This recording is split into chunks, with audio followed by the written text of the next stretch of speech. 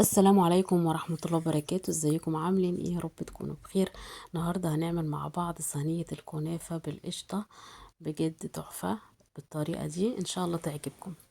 هنا عندي نص كيلو كنافة، وحطيت عليه معلقتين كبار من السكر البودرة، وهبتدي ان انا ادوبهم كده، اقلبهم مع بعض خالص. معلقتين مش اكتر من معلقتين، طبعا مش عايزينها تكون مسكرة قوي يعني.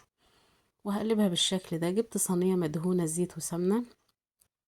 المقدار ده انا حاطه حوالي كوبايه زيت وعليه سمنه، خلاص كده.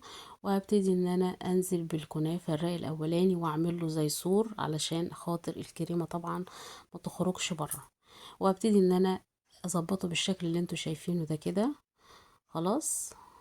وهبتدي ان انا احط السمنه مع الزيت. حطوا سمنه مع الزيت بتخليها مقرمشه، وكمان كده كده طعم السمنه موجود يعني، فهتبقى جميله جدا.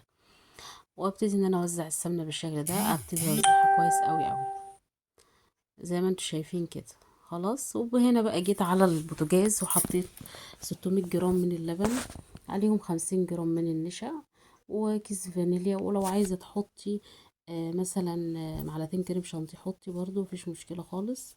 وهبتدي ان انا اسيبها لما تتقل معايا بالشكل ده. طبعا هقلبهم على البارد في الاول، واخدهم على النار لحد ما يتقلوا بالشكل اللي انتوا شايفينه ده.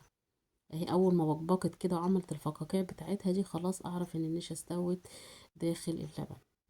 هقوم واخداها وزي ما هي سخنة كده الحلة بالشكل ده، طفيت عليها على طول وخدتها حطيتها على الكنافة على الجزء الاولاني بالشكل ده كده. وهوزعها طبعا وابعد عن الاطراف خالص علشان خاطر زي ما قلت لكم ما تخرجش بره الصينية بالشكل ده كده. طبعا هي المفروض طبعا تبرد وبعدين انزل بالرق التاني. انا بقى ما طبعا عايزه اقفل الفيديو مستعجله، فحطيت الرق التاني، وبكون حريصه جدا وانا بحط الرق التاني، لان طبعا القشطه يعني تحت ايدي السخنه وكده. فهبتدي ان انا اوزع الكنافه بالشكل ده كده بالراحه قوي، وهبتدي اطبطب عليها بشويش. هتشوفوا معايا دلوقتي في الفيديو. طبعا انا ما دهنتش الكنافه كلها بالسمنه ولا اي حاجه خالص، لا انا بقيت اوزع كده على الكنافه وهي في الصينيه زي ما انتوا شايفين اهو بالشكل ده كده. طبعا نحط يعني كميه كويسه من السمنه والزيت عشان يطلع وشها احمر وحلو. وهدخلها على فرن على درجه حراره 180. هتاخد لها بقى بتاع ساعه لانها بتاخد وقت. وده شربات تقيل بارد، وهنزل بيه كده على الكنافه وهي سخنه. والشربات طبعا بارد وتقيل. كوبايتين من السكر، كوباية من المية، أول ما يغلوا عصرة ليمونة. وبعدين هسيبهم كده يعملوا فقاقيع شوية، وانزل برشة من الفانيليا واطفي عليه واسيبه يبرد. هبتدي ان انا اقلبها هنا معاكم بالشكل ده كده اهو.